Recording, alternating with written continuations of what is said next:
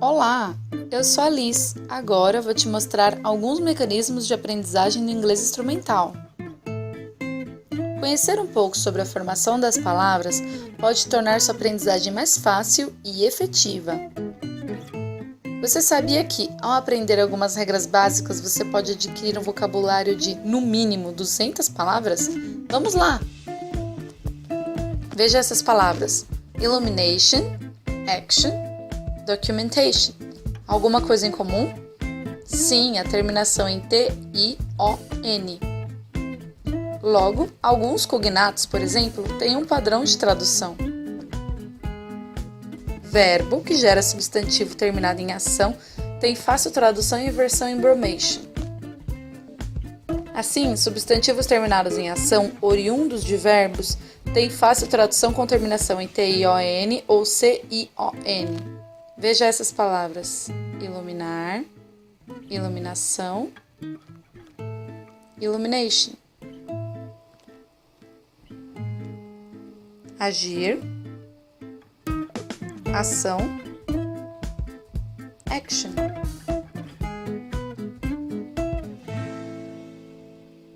Documentar, documentação, documentation. Cognatos são palavras com grafia e significado parecidos em 2 ou mais idiomas. São aquelas palavras que a escrita e o sentido são semelhantes e assim facilmente a gente identifica esses termos na nossa leitura. Exemplos. Na tabela a seguir, a gente tem os termos chocolate, ambulância e hospital, que tem fácil tradução para o inglês e o espanhol com grafia muito semelhante ao português.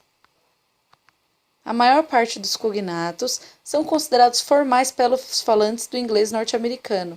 Isso porque o latim influenciou a língua inglesa na sua forma formal, dado que a Igreja Católica estava em ascensão nesse período, pois o latim não é a língua de origem do inglês, e sim apenas do português, espanhol, francês e italiano. Falsos cognatos são palavras com grafia parecida e significado distinto em 2 ou mais idiomas.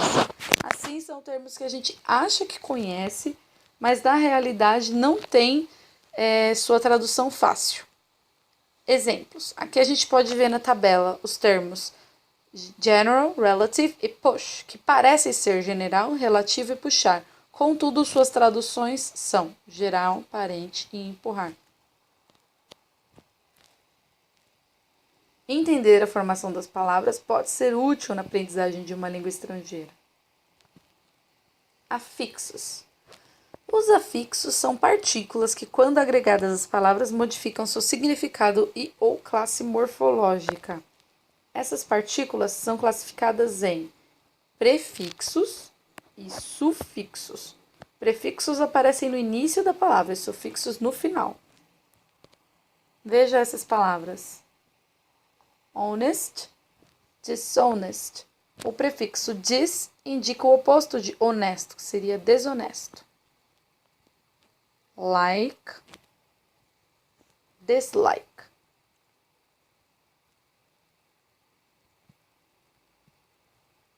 Sufixos full e less. Temos o substantivo mais full ou less, que gera um adjetivo. Vamos ver os exemplos. Substantivo, noun, fruit, fruta. Mais full vira um adjetivo, fruitful. E assim, full of fruits, cheio de frutas. Substantivo, noun, fruit.